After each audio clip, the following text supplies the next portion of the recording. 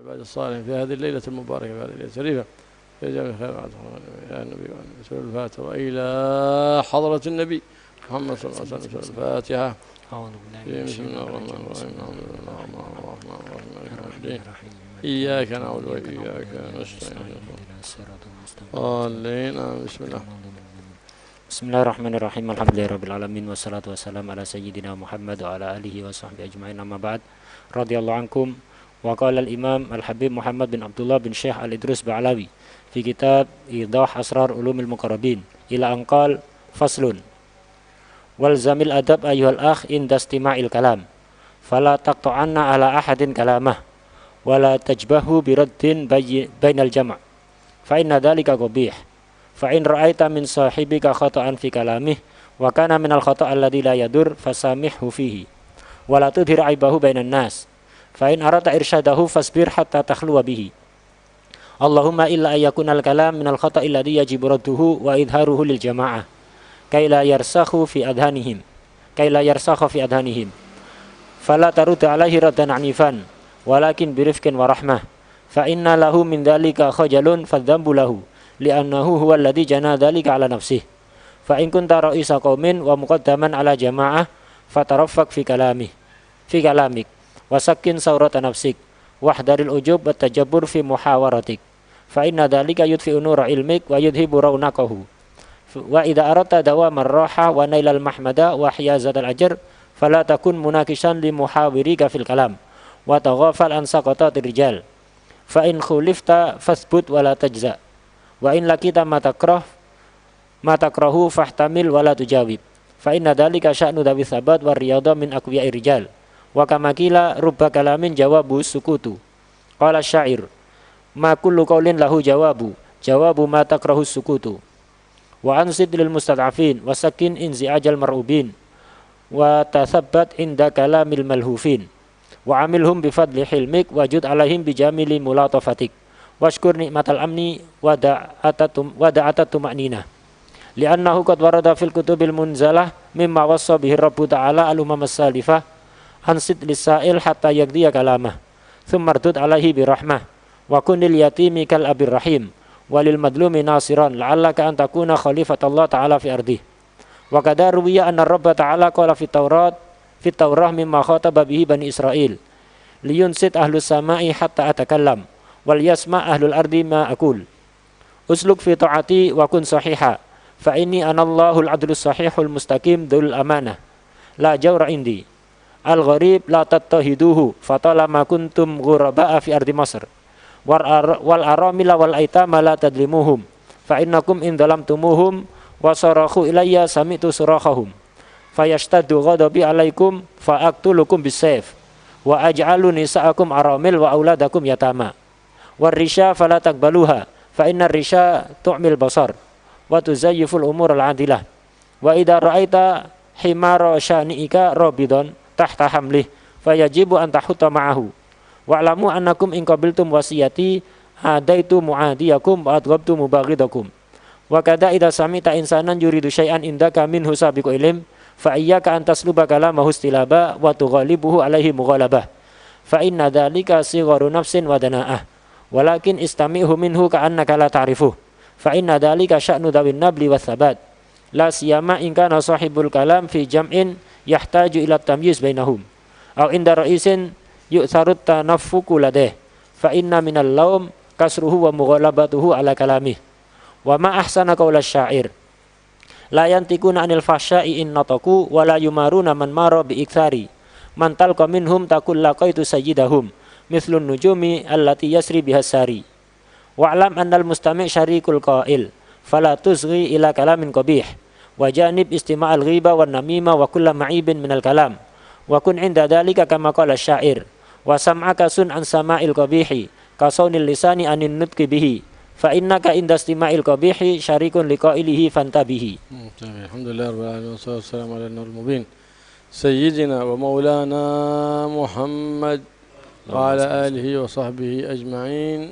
أما بعد قال المصنف رحمه الله صاحب كتاب إيضاح أسرار علوم المقربين فصل هذا الفصل معقود في جانب من الآداب التي عليها مباني هذا الدين الإسلامي، وروح الدين لا تظهر إلا بالآداب. فقال: والزم الأدب أيها الأخ عند استماع الكلام، فإن للجليس أدب. يجب على كل من يخاطب الناس ويجالسهم أن يستعمل الآداب في الخطاب والآداب في الاستماع للخطاب عند استماع الكلام. فلا تقطع على أحد كلامه إذا كان يتكلم، لا تقطع كلامه وتدخل أنت معه في كلام، لا، انتظر حتى يرفع من كلامه ثم أبدي ما عندك من كلام. ولا تكن كالنساء، فإن النساء عادتهن تتكلم هذه وهذه تتكلم وهذه تتكلم، ما شاء الله. فلهذا صارت الآن مجالس الرجال تشبه بمجالس النساء، فإن هذا يتكلم وهذا يتكلم وهذا لا يتكلم، وليس للمجلس أب ولا عاقل يسمع له، لا، ليس هذه مجالس السلف الصالح. مجالس السلف الصالح يكون للجلسة عاقل، إذا تكلم يسمع لكلامه، وعند اختلاف الرأي نرجع لرأيه. فهكذا كان من قديم الزمن، إذا تكلم أحد ينصتوا كلهم لكلامه، فإذا فرغ من كلامه تكلم من عنده تعليق على هذا الكلام، وهكذا. هذه مجالس الرجال من قديم الزمن. جاء الإسلام وأيد هذا الأدب وجعله من الآداب ومكارم الأخلاق، أنك لا تتكلم حتى لو هذا الكلام قد مر على سمعك 10 مرات، قد سمعته أنت، كأنك من آداب الخطاب عندما تسمع هذا الكلام كأنك أول مرة تسمعه. هذا الكلام قد سمعناه نحن، ليس من الأدب هذا. ما دام تكلم استمع له، لا تكسر خاطره، كأنك أول مرة تسمعه.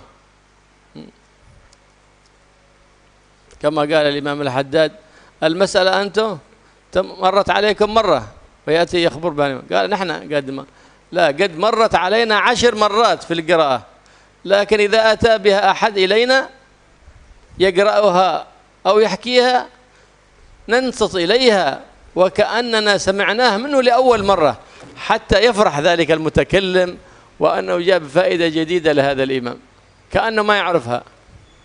هذه أخلاقهم، هذه آدابهم رضي الله تعالى عنهم، ورثوها متصلة بأدب وأخلاق النبي محمد صلى الله عليه وآله وسلم.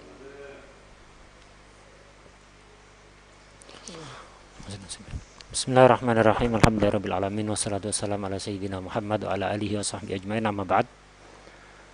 Al-Imam Al-Habib Muhammad bin Abdullah bin Syekh Al-Idrus Ba'alawi di dalam kitabnya Idah Asrar Ulumil Muqarrabin di halaman 42 di sini menyebutkan fasal yang berkaitan dengan salah satu adab. Di sini akan menjelaskan adab bagi orang yang sedang mendengarkan orang lain berbicara. Agama Islam ini intinya terdapat pada adab. Karena itu harus kita pegang betul-betul. Termasuk adab orang yang yang mendengarkan orang lain berbicara, yaitu hendaknya dia mendengarkan, menyimak dengan baik, jangan pernah memotong ucapan orang lain. Sebagaimana orang yang berbicara punya adab, sebagaimana kemarin sudah diterangkan, begitu juga orang yang mendengarkan ini punya adab. Harus memegang adab itu, yaitu memperhatikan baik-baik, menyimak baik-baik, jangan pernah memotong ucapan orang. Kalaupun kita nggak setuju dengan salah satu isi ucapan itu, diam dulu sampai orang itu selesai berbicara, baru kalau kita punya jawaban, ada yang perlu dijawab, kita jawab. Jangan dipotong di tengah jalan. Kita jadi laki-laki ya sudah selayaknya bersikap seperti laki-laki. Bagaimana laki-laki? Ya begitu. Kalau ngomong gantian. Jangan seperti perempuan, ibu-ibu. Ibu-ibu enggak, yang satu ngomong, semuanya ngomong. Enggak ada yang dengarkan. Lah sekarang kita para laki-laki ini banyak yang ketularan ibu-ibu. Majelis laki-laki sekarang mirip dengan majelisnya ibu-ibu, kayak pasar. Semua ngomong, enggak ada yang dengarkan. Tidak seperti itu adabnya. Adabnya berbicara adabnya mendengarkan diatur di dalam Islam. Ulama salaf, para ulama salaf sejak zaman dahulu itu kalau sedang membahas sesuatu itu ngomongnya gantian dan ada pemimpin yang menjadi rujukan. Artinya apa? Pemimpin yang menentukan siapa yang berhak bicara. Kemudian ketika terjadi perbedaan pendapat, pemimpinnya ini yang dijadikan rujukan. Lah seperti itu majelisnya salaf itu. Jadi ada pimpinannya sehingga teratur. Semua ngomong atas izin pemimpinnya, tidak seperti sekarang. Tidak ada pemimpinnya. Semua ngomong seenaknya. Siapa yang mau ngomong. Nah, tidak seperti itu. Kemudian yang kedua termasuk adab bagi pendengar, yaitu hendaknya dia ketika mendengar ucapan orang lain, walaupun dia sudah pernah tahu atas ucapan yang sedang diucapkan, itu bersikaplah seperti orang yang baru pertama kali tahu. Ketika mendengar ilmu yang disampaikan oleh orang lain, hendaknya kita bersikap seolah-olah kita baru pertama kali mendengar. Walaupun sebenarnya kita sudah 10 kali mengetahui permasalahan itu. Tapi sikap kita agar supaya tidak mengecewakan orang yang berbicara. Biar dia senang. Bersikaplah seolah-olah, dengarkan dengan penuh semangat, bersikap seolah-olah kita baru pertama kali mendengar, sebagaimana yang dicontohkan oleh salah satu ulama salaf, yaitu Al-Habib Abdullah bin Alawi bin Muhammad Al-Haddad Sahibur Ratib. Beliau itu pernah ada orang itu menceritakan tentang ilmu. Jadi ada orang datang ke Habib Abdullah Haddad, punya pengetahuan baru, dia ingin menyampaikan pengetahuannya itu ke Habib Abdullah Al-Haddad. Dia menyangka kalau Habib Abdullah Haddad itu belum tahu, jadi kepingin ngasih tambahan ilmu lah gayanya kepada Habib Abdullah Haddad. Habib Abdullah Haddad mendengarkan dengan seksama, dengan penuh semangat.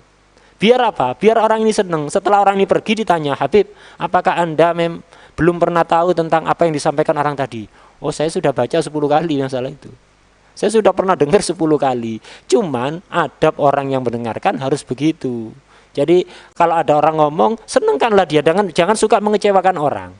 Dengarkan seolah-olah baru pertama kali mendengar. Dan ini akhlak yang dicontohkan oleh Habib Abdullah Haddad. Ini bukan hanya akhlaknya Habib Abdullah, tapi ini akhlak yang diwarisi secara temurun-temurun dari kakek beliau Rasulullah sallallahu alaihi wasallam.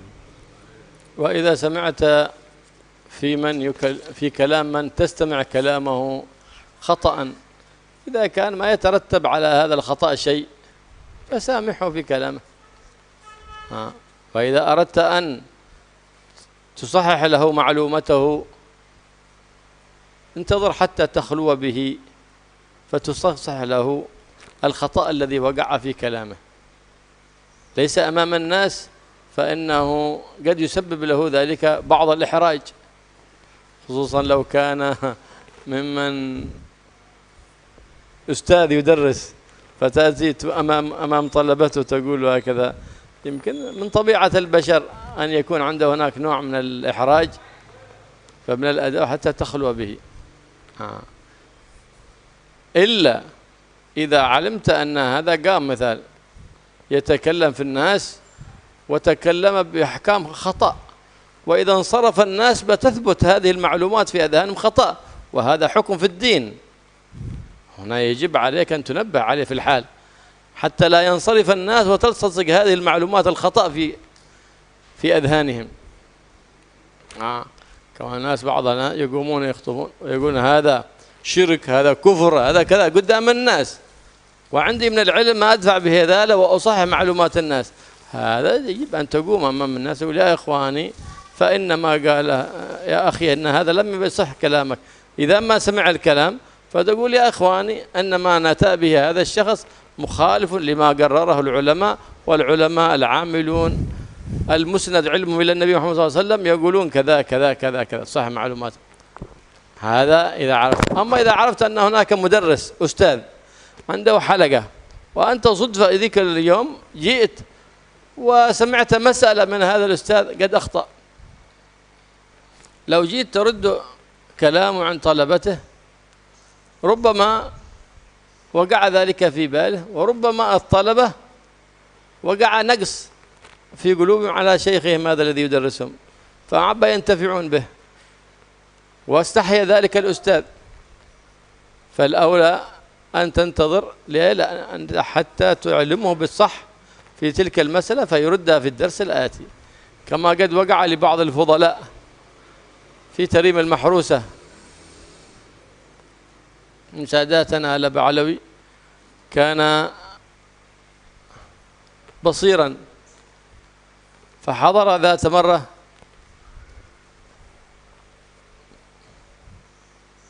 مدرس، وكان هناك أستاذ فقيه يدرس الطلبة، فسمعوا وقد أخطأ في مسألة، وهذا الشايب يستمع. فلما انتهى وكان الدرس في وقت في وقت الضحى بعد الإشراق، فقال له: يا أبو بكر تعال خذ بيدي، أنا أريد أن أركع في هذا المسجد، مسجد من مساجد تريم. فكان أعمى بصير، فقاده حتى المسجد وهو يمشي معه في الطريق وليس أحد يسمع إلا هو وإياه. فقال: يا أبو بكر أنا سمعتك اليوم تقرر المسألة للطلبة، لكن شوف أنا اللي أحفظه قلت فيها كذا كذا، وأنا اللي أحفظ في المسألة هذه شوفها الصواب فيها كذا كذا، وأنت عادك راجعها. قال: هو صح كلامك صحيح، أنا غلطت، جزاك الله خير. قال: إن شاء الله بكرة إن شاء الله إذا جاءوا الطلبة في الدرس الآتي بأعيد المسألة وبقررها على الصواب. فانتفع المتكلم وانتفع المخاطب من غير أن يسبب إحراج لمن ينصحه. قال الإمام الشافعي: من نصحك في سرك فقد نصحك، ومن نصحك أمام الناس فقد فضحك. فالنصيحة أمام الناس، لكن إذا نصحت سرا ما في فائدة، فنصحته ثانيا سرا وثالثا، فحينئذ هو هتك حرمة نفسه. هذا كان السلف الصالح إذا علموا من أحد قد ارتكب خطأ إما أن ينادوه فيحضر إليهم، أو يحملون رداءهم ويذهبون إليه فيقول: يا أخي أو يا ولد إنا سمعنا منك كذا كذا كذا ورأيناك تفعل كذا، وهذا مخالف للسنة وهذا مخالف لطريقة السلف الصالح، حتى يرجع عن هذا الخطأ. ليه؟ لأنه يعلم بأن ذلك الناصح ينصح من قلب سليم لا من قلب لئيم، ينصح من قلب محب يريد أن يستر عورته ولا يريد أن يفضحه أمام الناس، فحينئذ يقبل النصيحة.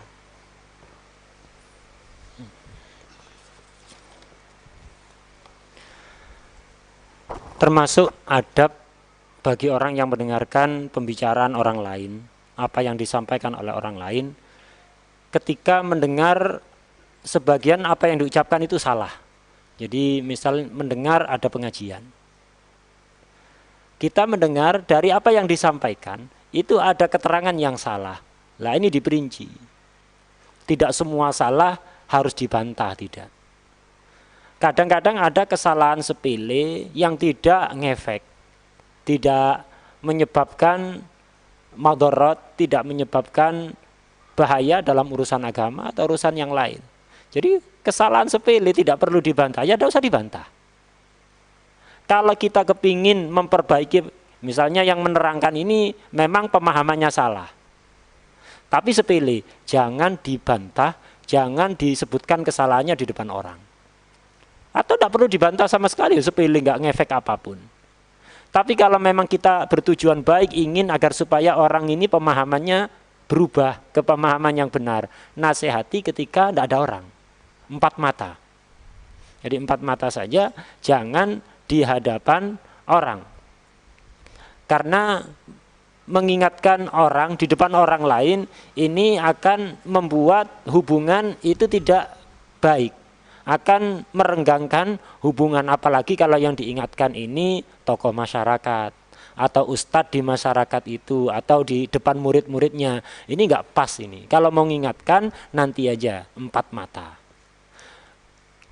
Atau tidak usah diingatkan karena memang masalah sepele, keterangan salah yang tidak ngefek, yang sangat sepele.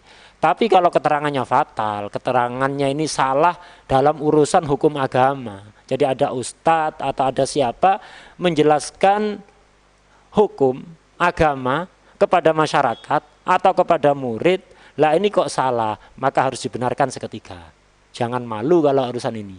Jangan ada perasaan, kata orang Jawa, nggak enak dewe, jangan. Harus diingatkan seketika, tapi dengan lemah lembut.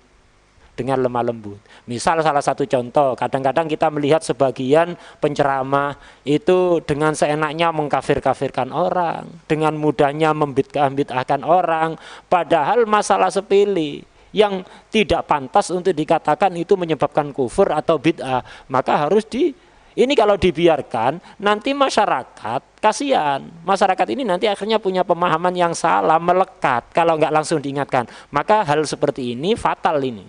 Hukum agama, maka harus diingatkan seketika. Walaupun di depan orang. Diingatkan seketika, tapi dengan lemah lembut.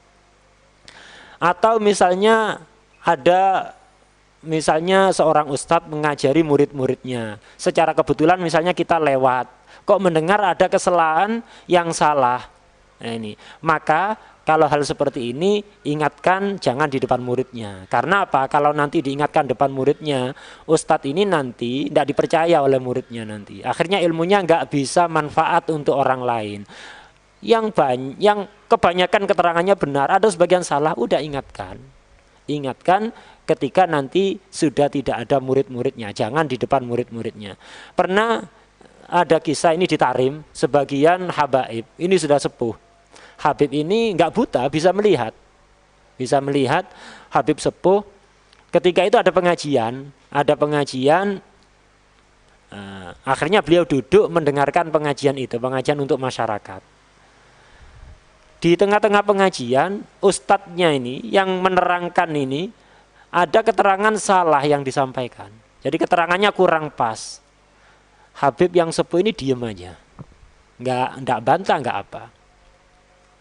Nah, akhirnya setelah selesai pengajian, ustadz ini Habib sepuh ini manggil ustadz yang ngajar tadi, namanya Abu Bakar. Abu Bakar, sini. Aku minta tolong tuntun aku, antarkan aku ke masjid sana. Aku mau sholat. Jadi ngomongnya apa? Minta tolong antarkan aku ke masjid sana untuk sholat. Nah, akhirnya diantar oleh ustadz yang ngajar tadi. Di tengah jalan ketika nggak ada orang sama sekali, sepi, Habib sepuh tadi bilang, Abu Bakar, aku tadi mendengar kamu menerangkan hukum seperti ini.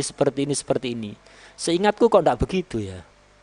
Seingatku hukumnya tidak seperti yang kau terangkan, beda. Hukumnya B bukan A. Kamu tadi menerangkan A, seingat aku B hukumnya. Akhirnya ustadz yang ngajar tadi, oh benar Anda, terima kasih. Iya saya lupa tadi, saya salah itu, keperucut, salah nyampaikan. Terima kasih banyak, jazakumullah khair. Besok di pengajian besok insya Allah akan saya ralat keterangan itu.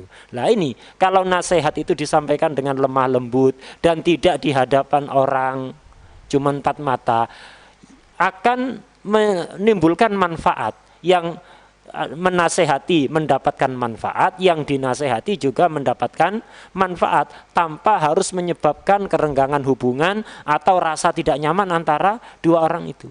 Imam Syafi'i radhiyallahu anhu pernah mengatakan, siapa yang menasehati Anda dengan empat mata saja, berarti dia betul-betul nasehati. Tapi kalau ada orang nasehati Anda di depan orang lain, berarti orang ini bukan nasehati, cuman ingin menjelek-jelekan kita di hadapan orang. Nah, seperti itulah apa yang dilakukan oleh ulama salaf. Jadi ulama salaf itu begitu adabnya. Kalau mengingatkan orang itu, kau nasihati orang itu empat mata saja.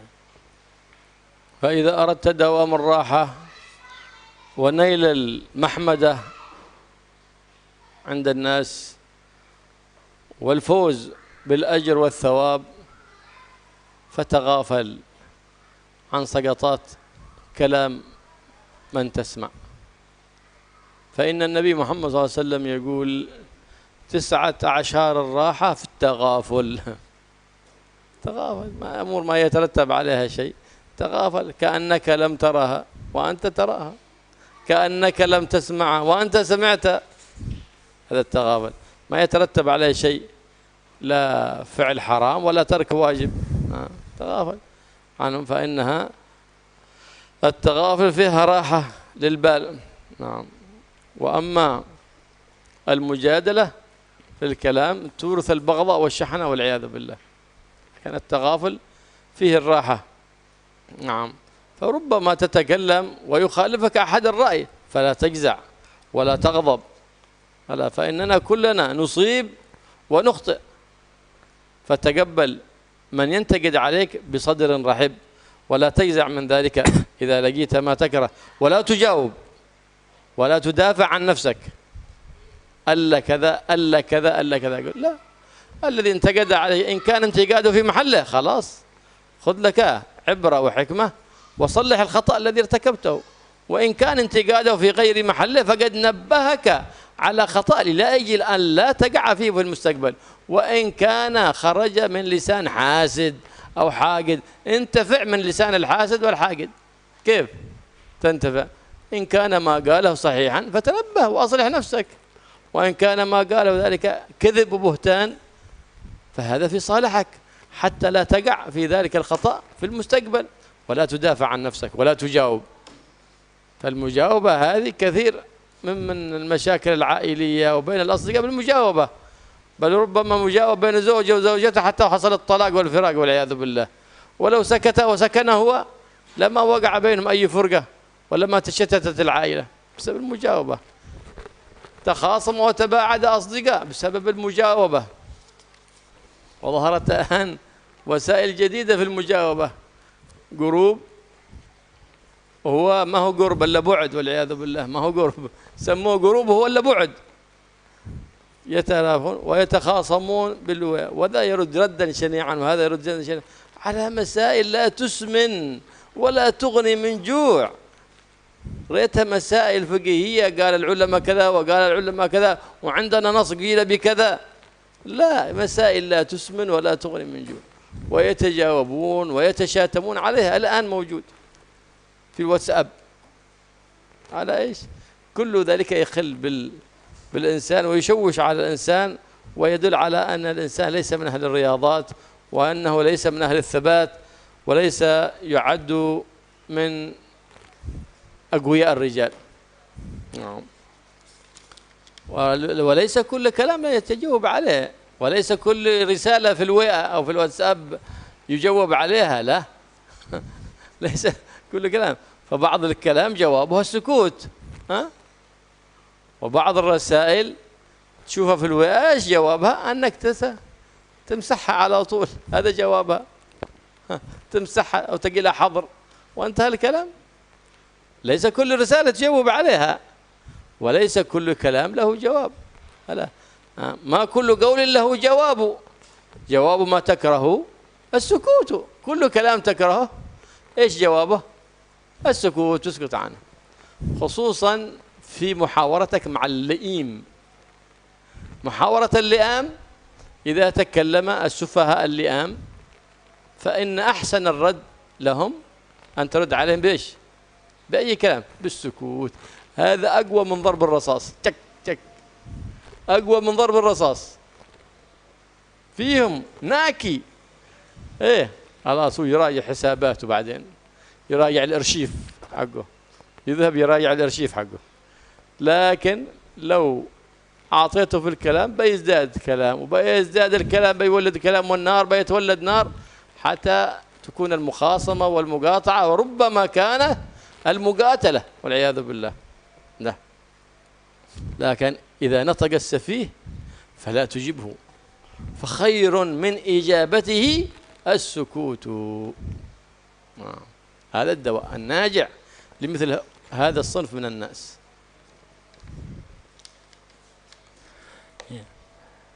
Kata beliau, kalau kita itu ingin hidup tenang dan kita tidak banyak cacat di mata orang, jadi tidak terlalu banyak cacat kita di mata orang, kemudian hidup tenang dan mendapatkan pahala, bukan hanya pujian orang tapi pahala dari Allah, maka jangan banyak debat. Kadang-kadang kita itu harus masa bodoh atas kesalahan yang dilakukan oleh orang lain. Misal kesalahannya itu sepele, jadi ada orang mengatakan sesuatu, kok omongannya ini ada yang salah, omongannya ini ada yang salah. Kesalahan sepele, kesalahan itu kalau dibiarkan tidak akan menyebabkan meninggalkan kewajiban, tidak akan menyebabkan melakukan keharaman, tidak merusak agama. Kesalahan sepele, ya udah, masa bodoh aja, anggap angin berlalu gitu aja, anggap tidak ada apa-apa. Tidak semua kesalahan itu harus dibenarkan. Tidak semua kesalahan yang nggak ngefek apapun, tidak menyebabkan meninggalkan wajib, melakukan haram, merusak agama, dibiarkan saja, masa bodoh. Dalam salah satu hadis Rasulullah SAW pernah bersabda, tis'atu a'syarir raha fit taghaful. 90% ketenangan itu didapatkan dari sikap masa bodoh. Maksudnya masa bodoh apa?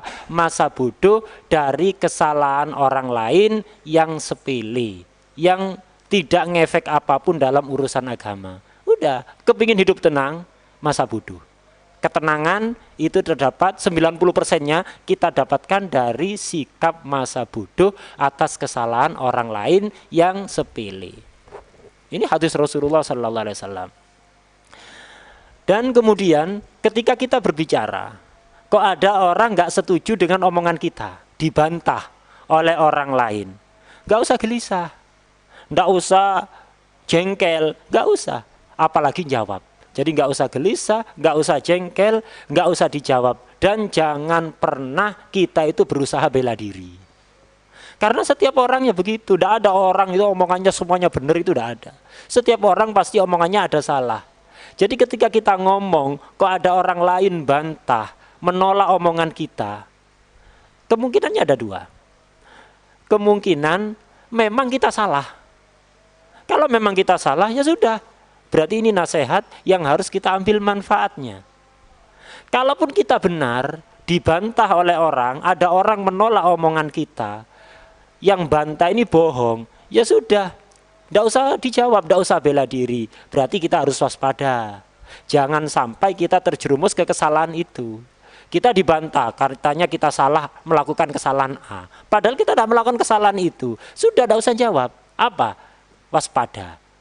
Jangan sampai kita di suatu saat terjerumus ke kesalahan A ini, sehingga omongan orang ini menjadi benar. Itu. Jadi kalau bantahan itu benar, terima kasih banyak, jazakumullah khair, kita ambil manfaat. Kalau bantahannya itu bohong, menjadi renungan bagi kita agar supaya kita waspada di masa mendatang. Walaupun yang membantah omongan kita ini memang orang yang terkenal hasud.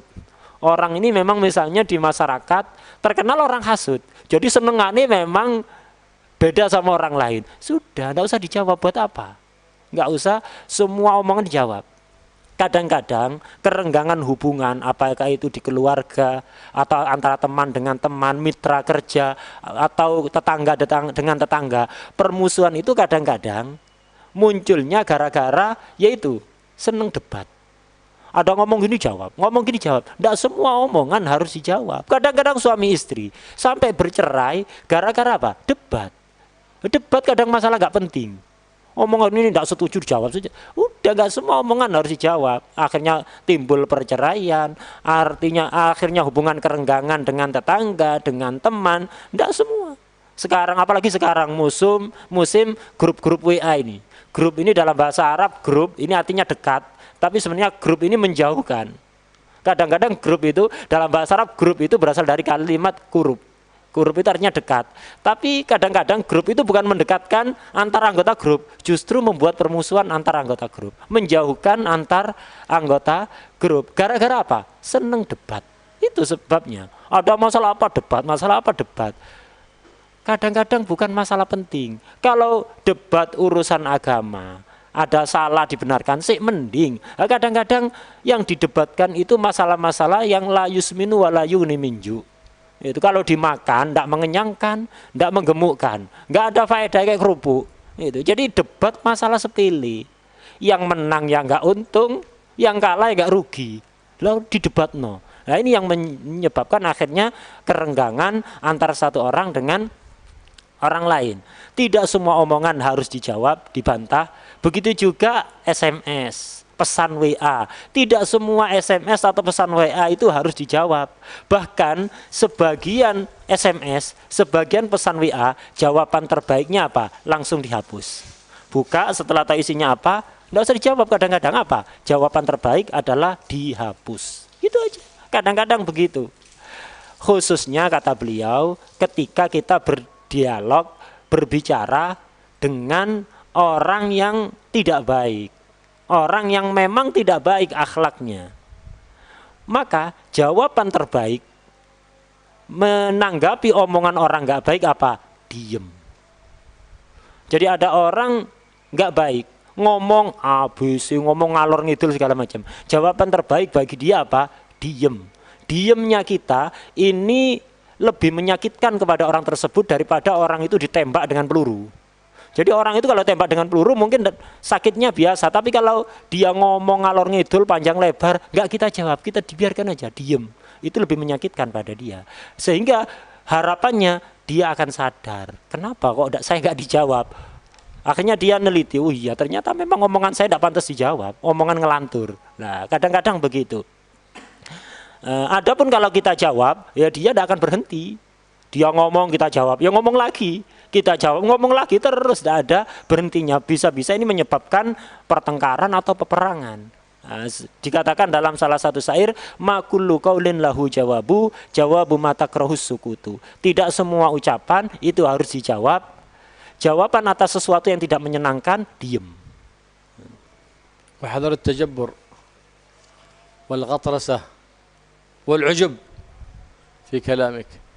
فإنه وإن كان المتكلم عالم ينطفئ نور علمه إذا كاج الكلام على سبل العنف، فإن اللين ما دخل شيء إلا وزانه، والعنف ما دخل شيء إلا وشانه أي عيبه.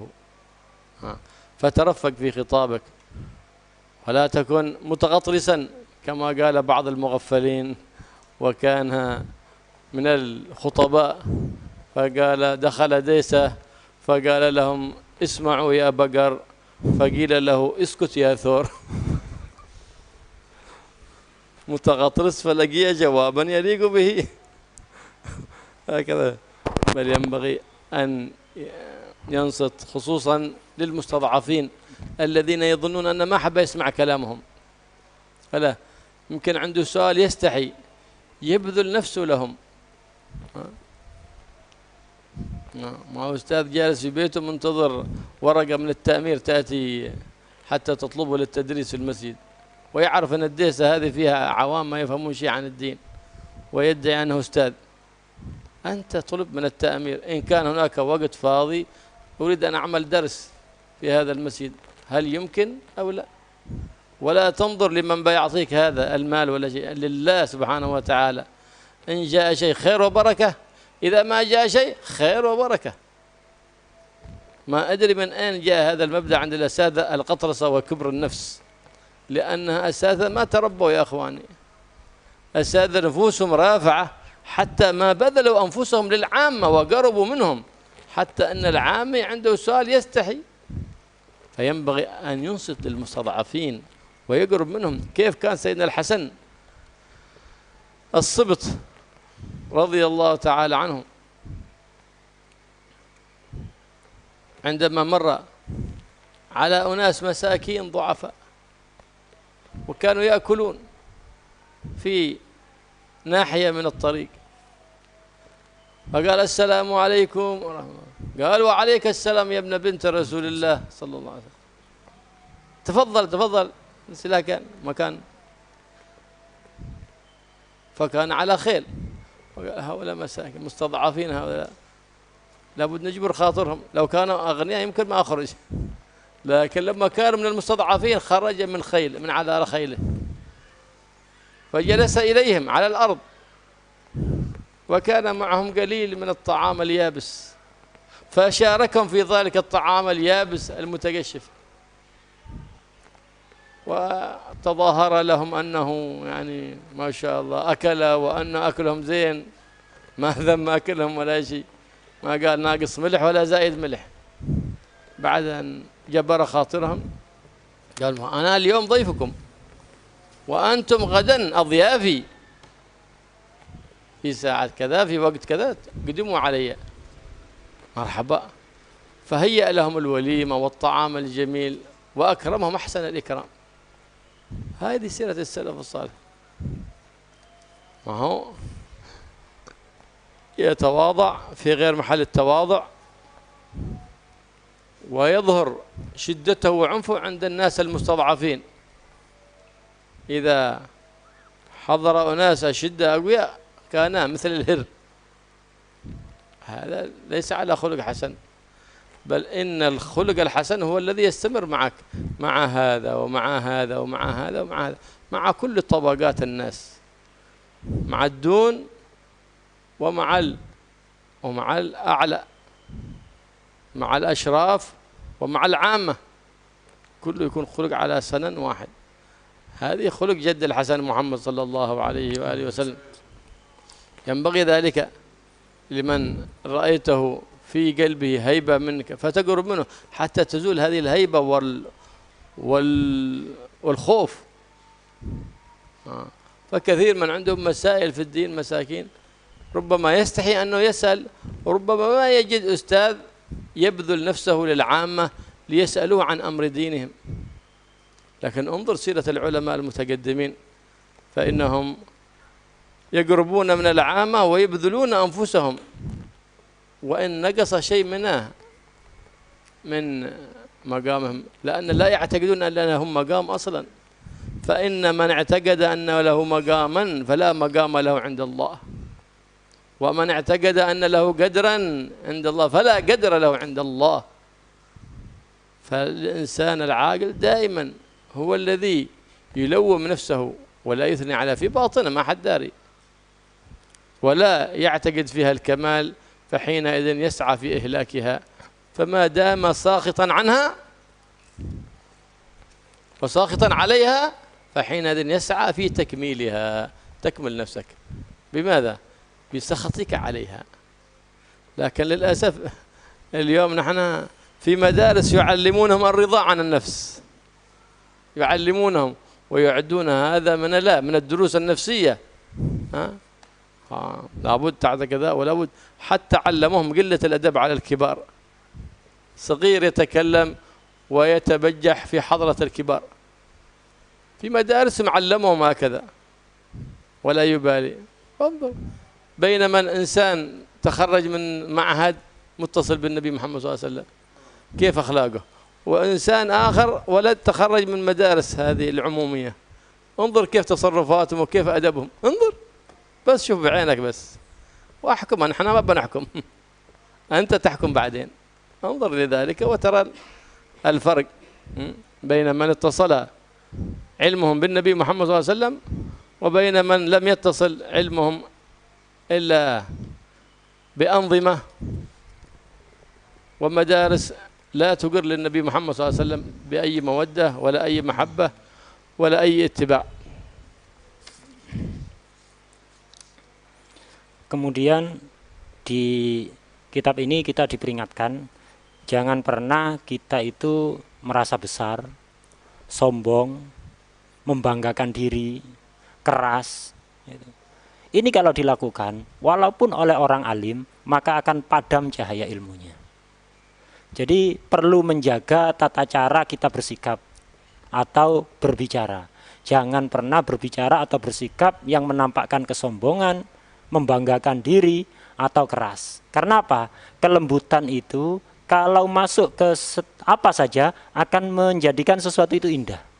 Tapi keras, kasar, kalau masuk kemana saja akan membuat sesuatu yang dimasuki itu menjadi jelek.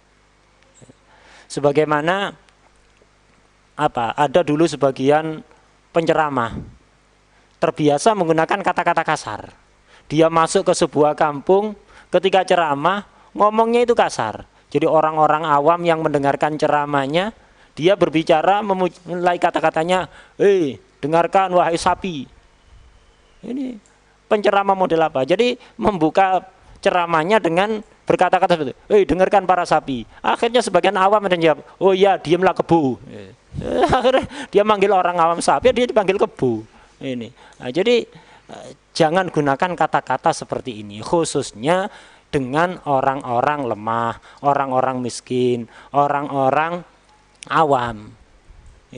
Jadi seorang ustadz, seorang penceramah itu harus berusaha mendekat dengan orang-orang awam ini. Kadang-kadang orang awam itu sungkan kepada ustadz, kepada penceramah itu sungkan, sehingga dia kadang-kadang punya pertanyaan banyak, itu malu untuk bertanya. Gara-gara apa? Ya ustadznya jaim, jaga image. Enggak, bukan itu sikap yang benar. Tapi kita harus mendekat kepada mereka sehingga mereka itu sungkannya hilang. Bukan berarti kurang ajar, sungkannya hilang artinya apa? Ketika punya pertanyaan, tidak malu untuk bertanya. Termasuk sikap yang nggak benar kata beliau, yang banyak kita lihat saat ini, banyak ustadz itu melihat di sebuah kampung, ada masjid, musola, tidak ada pengajiannya. Dia tidak berusaha menawarkan dirinya untuk mengisi pengajian di situ. Nunggu ada surat resmi dari takmir, permohonan kepada ustadz fulan yang terhormat. Nunggu dimintai surat dulu. Ini tidak benar. Dari mana akhlak seperti ini kata beliau? Tidak begitu harusnya. Harusnya kalau memang di situ perlu adanya pengajian, ustadz ini menawarkan diri. Ini bukan merendahkan diri, bukan berarti merusak harga diri. Tidak. Ini yang baik seperti itu. Datang ke rumah takmir, meminta, saya lihat di sini kok nggak ada pengajian. Perlu diisi pengajian. Kalau memang memungkinkan, saya siap ngisi. Lillahi ta'ala, bukan berharap amplop atau yang lain, tidak. Lillahi ta'ala. Jadi kita harus menawarkan diri kita. Kalau memang di situ dipandang perlu adanya pengajian. Tidak seperti sekarang, nunggu dikirimi surat resmi. Disowani ke rumahnya dulu. Enggak seperti itu. Enggak. Saya nggak tahu kata beliau, dari mana sikap sombong yang ada pada sebagian ustadz-ustadz zaman sekarang ini. Sayyidina Hasan, cucu Rasulullah SAW, ini salah satu contoh orang yang sangat tawadhu. Pernah suatu saat beliau ini naik kuda. Naik kuda-kuda itu ya termasuk tunggangan yang mewah. Jadi Sayyidina Hasan pernah suatu saat naik kuda, lewat di jalan itu ada sekelompok orang miskin makan di pinggir jalan gitu.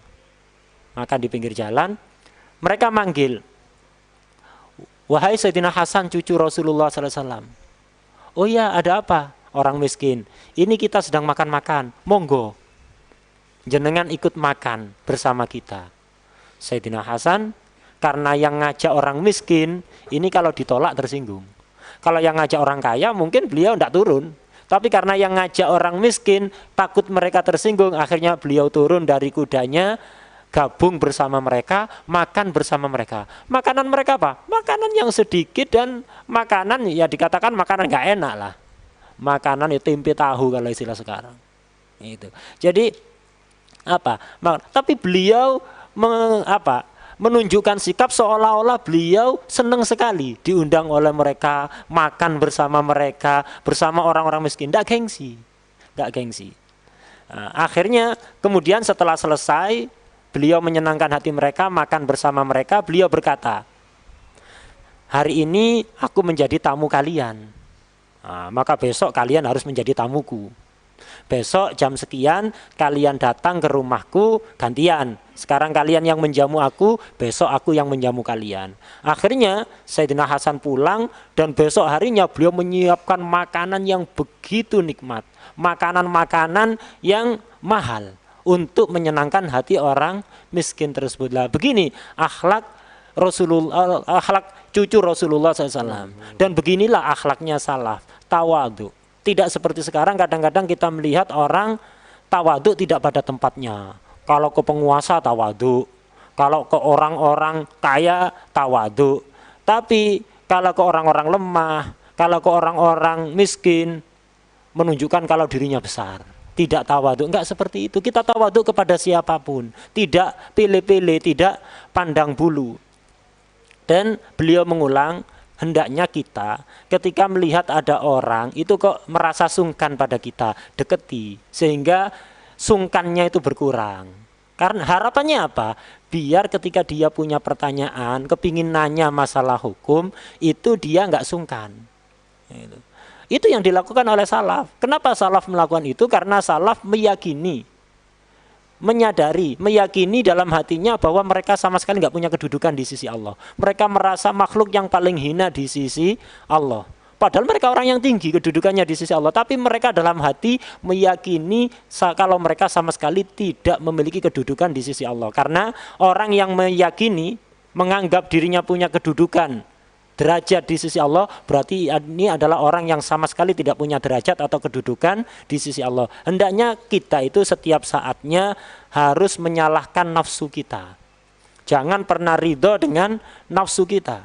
Jadi menganggap kita ini adalah orang yang hina, orang yang kurang dalam segalanya. Hendaknya begitu, tidak seperti yang kita lihat di sekolah-sekolah umum. Kita di ilmu psikologi, di cabang ilmu psikologi, setiap orang diajari untuk pede, kenemenan. Itu bahwa kita ini orang hebat, kita ini begini, kita enggak seperti itu ajaran Rasulullah SAW. Ajaran Rasulullah itu mengajari setiap kita kalau kita ini orang yang hina, orang yang tidak punya nilai di sisi Allah. Bukan malah dilatih untuk membanggakan diri, tidak. Kita bisa bandingkan seorang pelajar yang dia belajar ilmu yang bersambung sanadnya sampai ke Rasulullah dengan orang yang belajar murni di sekolah-sekolah umum. Bandingkan. Silahkan habis itu menghukumi dengan pandangan Anda sendiri. Beliau tidak akan menghukumi. Silahkan santri yang belajar ilmu yang bersambung sampai ke Rasulullah dengan orang yang murni belajar ilmu umum, tidak mau hadir pengajian dan yang lain-lain, tidak bersambung ilmunya kepada Rasulullah. Silahkan lihat sikapnya, silahkan nilai sendiri. Beliau nggak akan memberikan penilaian. ولا تجادل في الكلام فإن النبي محمد صلى الله عليه وسلم قال من ترك المراء وهو محق بنى الله له بيتا في أعلى الجنة ومن ترك المراء وهو مبطل بنى الله له بيتا في ربض الجنة. فالمراء والمجادلة تطفي نور العلم، فلهذا لا تكثر من ذلك إن ابتلت به.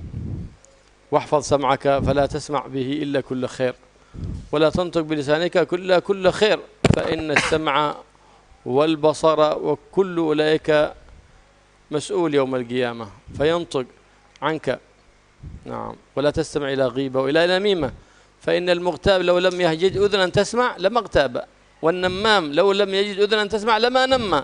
لكن لما وجد أذنا صاغية اغتاب، لما وجد أذنا صاغية نمى.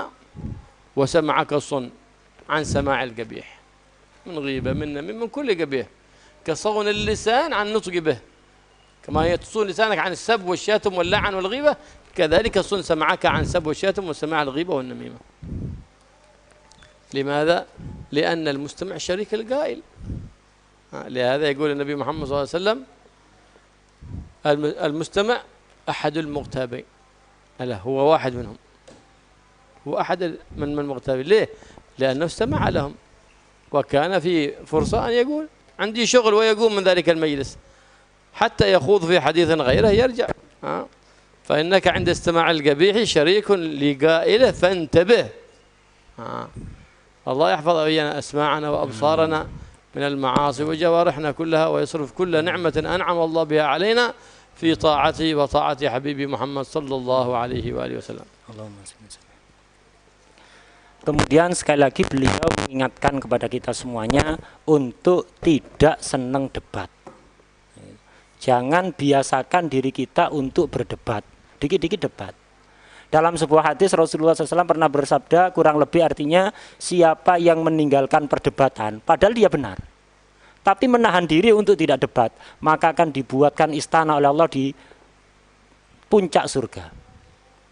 Dan siapa yang meninggalkan perdebatan, dia salah memang. Jadi dia salah, akhirnya ngerem dirinya untuk tidak meneruskan perdebatan. Salah ini. Oleh Allah, kalau dia mengerem dirinya untuk tidak debat, maka akan dibuatkan istana oleh Allah di tengah surga. Orang yang nggak debat, benar atau salah, menahan dirinya untuk tidak debat, benar ataupun salah, akan dibuatkan istana oleh Allah di surga. Kalau benar di puncak surga, kalau salah di tengah surga. Semuanya masuk surga. Ini kalau meninggalkan debat. Karena itu jangan biasakan diri kita untuk berdebat. Kemudian di samping kita menjaga mulut, kita juga harus menjaga pendengaran kita. Jangan biasakan pendengaran kita mendengarkan sesuatu yang tidak baik. Karena semuanya akan dimintai pertanggungjawaban. Lesan kita dimintai pertanggungjawaban, telinga kita pun juga akan dimintai pertanggungjawaban. Jangan biasakan diri kita, telinga kita untuk mendengarkan orang ngerasani, orang menggunjing orang lain, atau adu domba. Karena apa? Orang yang sedang menggunjing orang lain atau adu domba satu orang dengan orang lainnya, ketika dia ngomong, kalau kita pergi tidak mau mendengarkan, dia akan berhenti ngomong. Orang ngerasani itu asik, sampai berjam-jam seneng asik, itu gara-gara ada yang mendengar.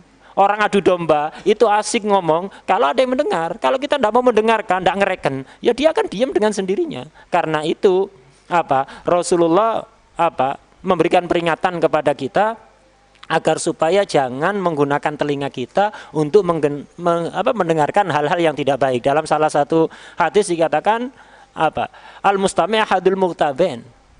Orang yang mendengarkan orang menggunjing berarti dia termasuk orang yang menggunjing. Al-mustami' syarikul qail. Orang yang mendengar itu sama seperti orang yang ngomong. Hukumnya sama. Kalau baik ya berarti baik, kalau jelek berarti jelek. ومناسبة الشعبانية إن شاء الله نقرأ 3 مرات من ياسين بنيات على من هو سلف الصالحين. ونقول نوينا قراءة الفاتحة وياسين بنية طول العمر في عافية وسلامة مع التوفيق للطاعة. نوينا قراءة الفاتحة وياسين بنية طول العمر مع السلامة والعافية مع التوفيق للطاعة. نوينا قراءة الفاتحة وياسين بنية طول العمر في عافية وسلامة مع التوفيق للطاعة وإلى حضرة النبي محمد صلى الله عليه وسلم. الفاتحة. بسم الله الرحمن الرحيم. الحمد لله ربنا الرحمن الرحيم مالك يوم الدين إياك نعبد وإياك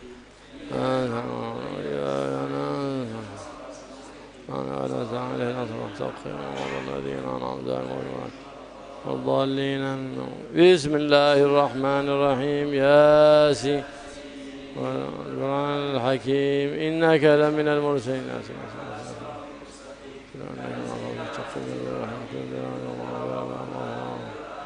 هم غافلون لقد حق القول على أكثرهم لا يؤمنون. إنا جعلنا في أعناقهم أغلالا كذلك فهم مقمحون. يجي مسدا وخلف مسدا فاغش وهم لا يبصرون. وسواء عليهم أنهم تنذرهم لا يؤمنون. إنما تنذر من اتبع ذكره ما بالغيب بشره مغفرة وأجر كريم. إنا نحن نحيي وما قدموا وآثارهم وكل شيء صنعوا في إمام مبين. واضرب لهم مثلا أصحاب القرية إذ جاءها المرسلون إذ أرسلنا إليهم 2 فكذبوهما فزنا بثالث وقالوا إنا إليكم مرسلون. قالوا ما أنتم إلا بشر مثلنا ما أنزل الرحمن من شيء أنتم إلا تكذبون. قالوا ربنا يعلم إن إليكم لمرسلون وما علينا إلا البلاغ المبين. قالوا إنا تطير فإن لم تنتهوا نرجمنكم وليمسنكم منا عذاب أليم. قالوا طائركم معكم وإن ذكرتم بل أنتم قوم مسرفون. وجاء من أكثر رجل يسعى قال المسلمين وما لا أعبد لفصالي ترجعون.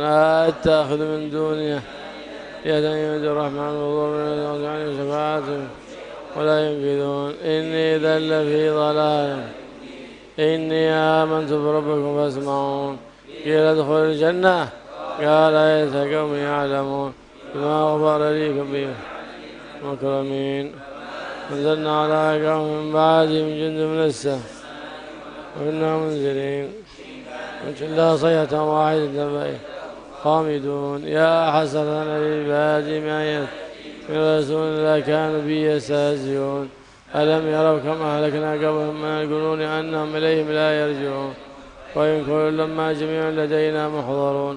وآية لهم الأرض ميتة أحييناها وأخرجنا منها حبا فمنه يأكلون.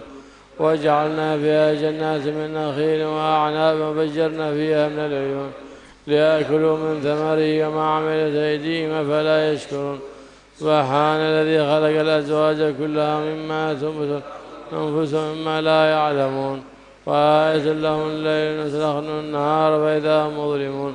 والشمس تجري لمستقر لها ذلك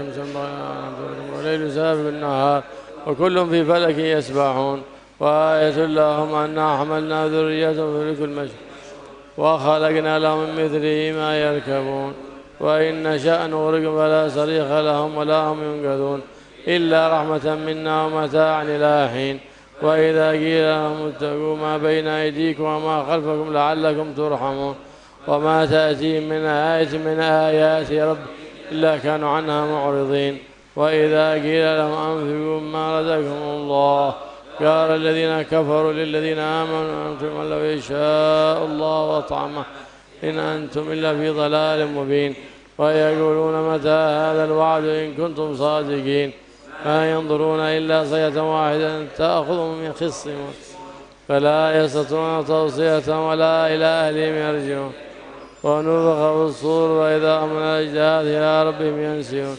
قالوا يا ويلنا من بعثنا من مرقدنا هذا ما وعد الرحمن وصدق المرسلون إن كانت إلا صيحة واحدة إذا هم جميع لدينا محضرون لا تظلم نفس شيئا دون إلا ما كنتم تعملون إن أصحاب الجنة اليوم في شغل فاكهون هم وأزواج في ظلال على الأرائك متكئون لهم فيها فاكهة ولهم ما يدعون سلام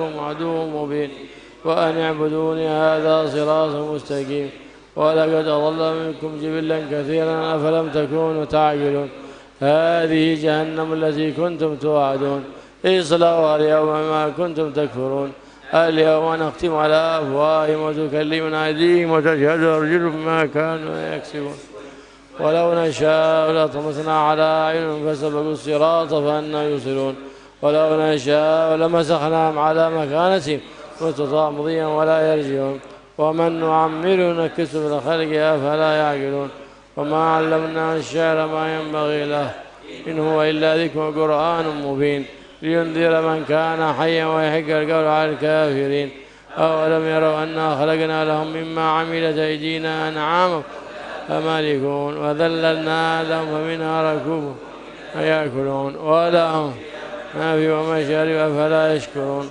واتخذوا من دون الله آلهة لعلهم ينصرون لا يستطيعون نصرهم وهم لهم جند محضرون فلا يحزنك قولهم إنا نعلم ما يسرون وما يعلنون أولم يرى الإنسان أنا خلقناه وإذا هو خصيم مبين ضرب الأنثى ومسيح خلقه قال من يحيي العظام وهي رميم قل يحيي الذي أنشأها أول مرة وهو بكل خلق عليم الذي جعل لكم من الشجر الأخضر نارا منه توقدون أوليس الذي خلق السماوات والأرض بقادر على أن يخلق مثلهم بلى والخلاق العليم إنما أمره إذا أراد شيئا له كن فيكون فسبحان الذي بيده ملك شيء وإليه ترجعون بسم الله الرحمن الرحيم الحمد لله رب العالمين وصلى الله على سيدنا محمد وآله وصحبه وسلم اللهم يا ذا المن ولا يمن عليك يا ذا الجلال والإكرام يا ذا الطول والإنعام لا إله إلا أنت ظهر اللاجين وجار المستجيرين ومأمن الخائفين اللهم إن كنت كتبتنا عندك في أم الكتاب أشقياء أو محرومين أو مطرودين أو مقترا علينا في الرزق فامحو اللهم بفضلك شقاءنا وحرماننا اللهم بفضلك وطردنا وإكتار أرزاقنا وأثبتنا عندك في أم الكتاب سعداء مرزوقين موفقين للخيرات فإنك قلت وقولك الحق في كتابك المنزل على لسان نبيك المرسل يمحو الله ما يشاء ويثبت وعنده أم الكتاب إلهنا بالتجلي الأعظم في ليلة النصف من شهر شعبان المكرم التي يفرق فيها كل أمر حكيم ويبرم نسألك أن تكشف عنا من البلاء ما نعلم وما لا نعلم وما أنت به يعلم إنك أنت الأعز الأكرم وصلى الله تعالى على سيدنا محمد وعلى آله وصحبه وسلم. أنا قرأت الفاتحة وياسين بنية العصمة من الآفات والعاهات والفيروسات ونية سعة الرزق. نوينا قراءة الفاتحة وياسين بنية العصمة من الآفات والعاهات والفيروسات وبنية العصمة وبنية سعة الرزق. نوينا قراءة الفاتحة وياسين بنية العصمة من الآفات والعاهات والفيروسات ونية سعة الرزق. وإلى حضرة النبي محمد صلى الله عليه وآله وسلم الفاتحة. بسم الله الرحمن الرحيم الحمد لله رب العالمين الرحمن الرحيم مالك الدين إياك نعبد وإياك نستعين وإياك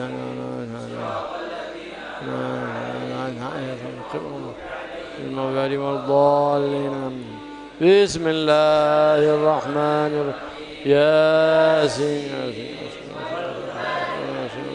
إنك لمن المرسلين على صراط مستقيم العزيز الرحيم لتنذر قوما تنذر أباهم وهم غافلون لقد حق القول على أكثرهم وهم لا يؤمنون.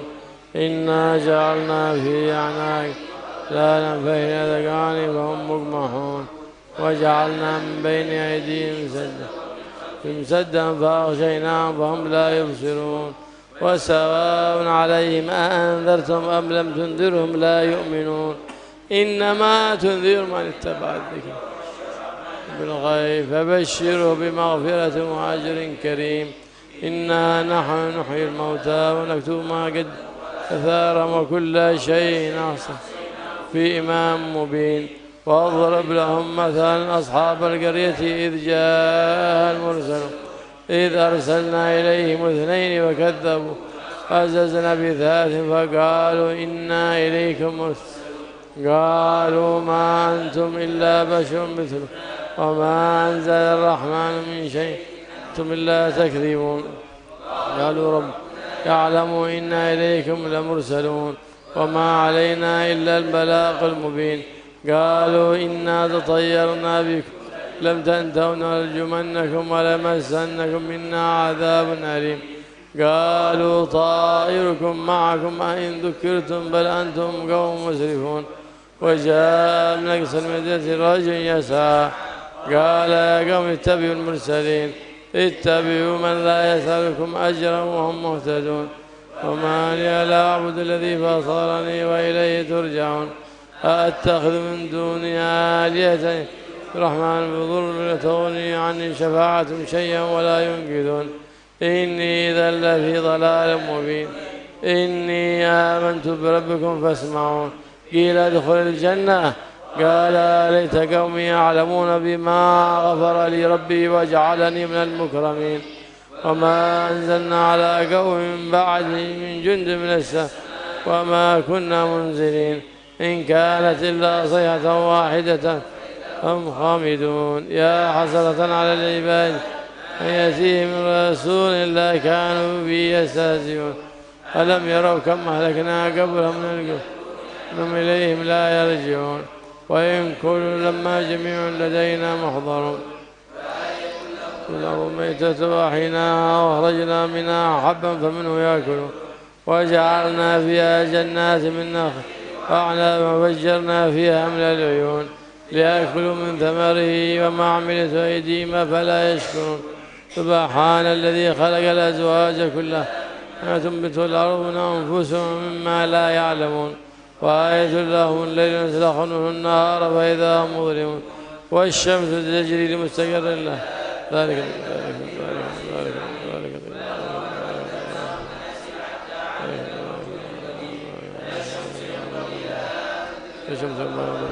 سابق النهار وكل في فلك يسبحون وآية لهم أن حملنا ذريتهم في الفلك المجيد وخلقنا لهم مثله ما يركبون وإن نشأ نغرقهم فلا صريخ فهم ينقذون إلا رحمة منا ومتاعا إلى حين وإذا قيل لهم أنفقوا ما بين أيديكم وما خلفكم لعلكم ترحمون وما تأتي من آية من آيات كانوا عنها معرضين وإذا قيل لهم أنفقوا مما رزقكم الله قال الذين كفروا للذين آمنوا أنتم من لو يشاء الله وطعمه إن أنتم إلا في ضلال مبين ويقولون متى هذا الوعد إن كنتم صادقين ما ينظرون إلا صيحة واحدة تأخذهم من مخصم فلا يستطيعون توصية ولا إلى أهلهم يرجعون ونفخ في الصور فإذا من الأجداث إلى ربهم ينسون قالوا يا ويلنا من بعثنا من مرقدنا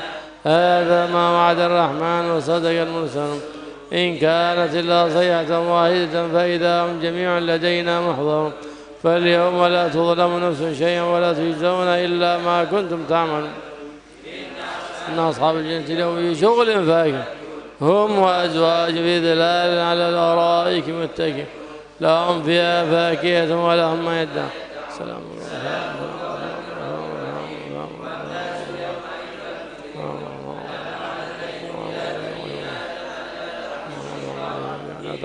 لكم عدو مبين وأن اعبدوني هذا صراط مستقيم ولقد أضل منكم جبلا كثيرا فلم تكونوا تعقلون هذه جهنم التي كنتم توعدون اصلوا اليوم ما كنتم تكفرون اليوم نختم على كلماتهم وتشهد أرجو ما كان يكسبون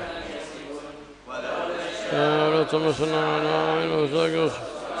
ما يبصرون ولو نشاء لمسخناهم على مكانتهم ما استطاعوا مضيا ولا يرجع ومن نعمره نكسه في الخلق فلا يعقلون ما علمناه الشعر ما ينبغي له إن هو إلا ذكر وقرآن مبين لينذر من كان حيا ويحق القول على الكافرين أولم يروا أنا خلقنا لهم مما عملت أيدينا أنعام وهم لها مالكون وذللنا الأرض منها ركوب ومنها يأكلون ولهم فيها منافع ومشارب فلا يشركون واتخذوا من دون الله آلهة لعلهم ينصرون لا يستطيعون نصرهم وهم لهم جند محضرون فلا يحزنك قولهم إنا نعلم ما يسرون وما يعلنون أولم يرى الإنسان أن خلقناه من نطفة فإذا هو خصيم مبين وضربنا مثلا وسع خلقه قال من يحيي العظام وهي رميم قل يحيي الذي أنشأه أولا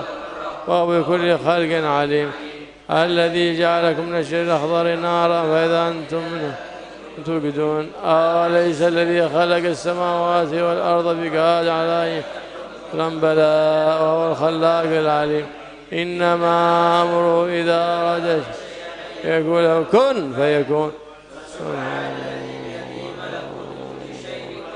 ترجعون يا حي يا قيوم. بسم الله الرحمن الرحيم. الحمد لله رب العالمين، وصلى الله تعالى على سيدنا محمد وعلى آله وصحبه وسلم.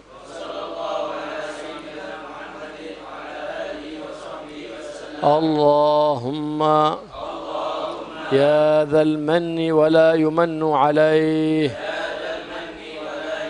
يا ذا الجلال والإكرام، يا ذا الطول والإنعام، لا إله إلا أنت ظهر اللاجين وجار المستجيرين ومأمن الخائفين. اللهم إن كنت كتبتنا عندك في أم الكتاب أشقياء أو محرومين أو مطرودين أو مقترا علينا في الرزق، فامحو اللهم بفضلك شقاءنا وحرماننا وطردنا وتقتير أرزاقنا، وأثبتنا عندك في أم الكتاب سعداء مرزوقين موفقين للخيرات، فإنك قلت وقولك الحق في كتابك المنزل على لسان نبيك المرسل. يمحو الله ما يشاء ويثبت، وعنده أم الكتاب. إلهنا بالتجلي الأعظم في ليلة النصف من شهر شعبان المكرم، التي يفرق فيها كل أمر حكيم ويبرم. نسألك أن تكشف عنا من البلاء ما نعلم وما لا نعلم، وما أنت به أعلم، إنك أنت الأعز الأكرم. وصلى الله تعالى على سيدنا محمد وعلى آله وصحبه وسلم. الفاتحة. وين قرأت الفاتحة وياسين بنية غنى القلب وحسن الخاتمة بعد طول عمر في عافية وسلامة مع كمال تقوى واستقامة. نوينا قراءة الفاتحة وياسين بنية غنى القلب وغنى الظاهر والباطن وحسن الخاتمة مع كمال تقوى واستقامة بعد طول عمر في عافية وسلامة. نوينا قراءة الفاتحة وياسين بنية غنى القلب وحسن الخاتمة بعد طول عمر في كمال تقوى واستقامة إلى حضرة النبي محمد صلى الله عليه وسلم. الفاتحة. بسم الله الرحمن الرحيم.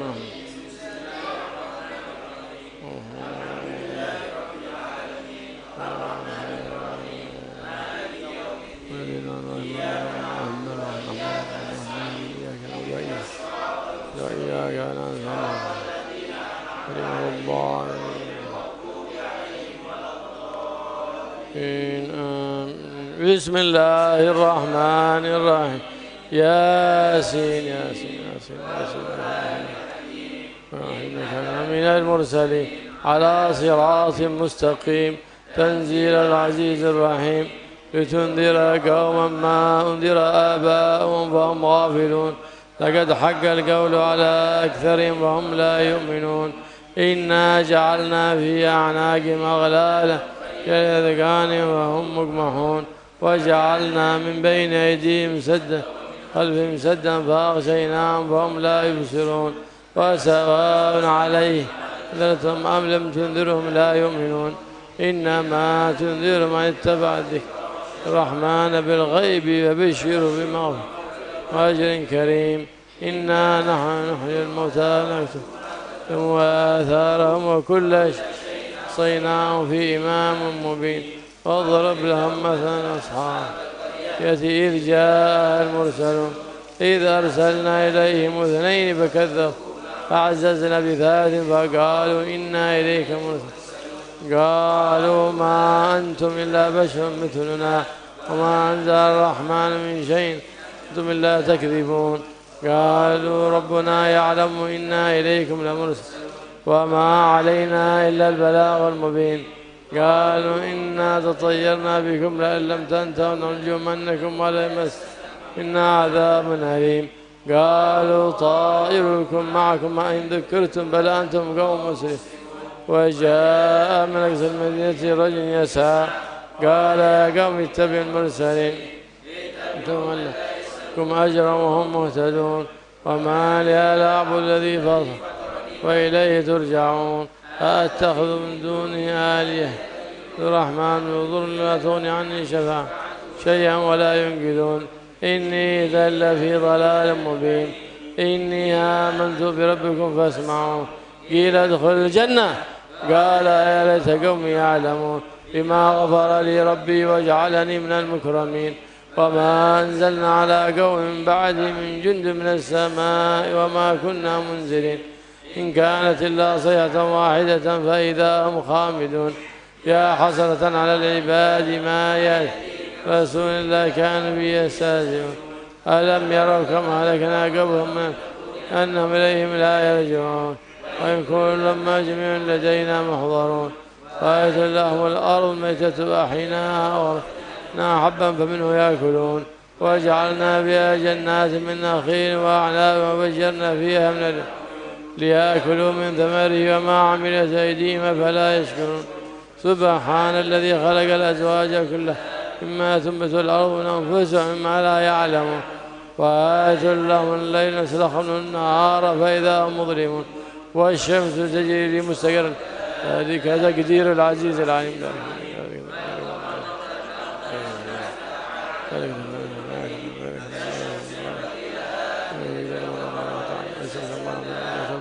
كل في فلك يسبحون وآية لهم أنا حملنا ذريتهم في الفلك المشحون وخلقنا لهم مثله ما يركبون وإن نشأ ينقذون إلا رحمة منا ومتاعا له وإذا قيل لهم اتقوا ما بين وما خلفكم لعلكم ترحمون وما تأتي من آيات ربهم إلا كانوا عنها معرضين وإذا قيل وبما جزاكم الله الذين كفروا للذين آمنوا نتم لو يشاء الله وطمه إن أنتم إلا في ضلال مبين ويقولون متى هذا الوعد إن كنتم صادقين ما ينظرون إلا صيحة واحدة تأخذ يخصمون فلا يستطيعون توصل إلى أهلهم يرجعون ونفخ في الصور فإذا أحمد إلى ربهم ينسلون هذا ما وعد الرحمن صدق إن كانت إلا صيحة واحدة فإذا هم لدينا محضرون فاليوم لا تظلم نفس شيئا ولا تجزون إلا ما كنتم تعملون إن أصحاب الجنة اليوم في شغل فاكهون هم وأزواج في ظلال على الأرائك متكئون لهم فيها فاكهة ولهم ما يدعون سلام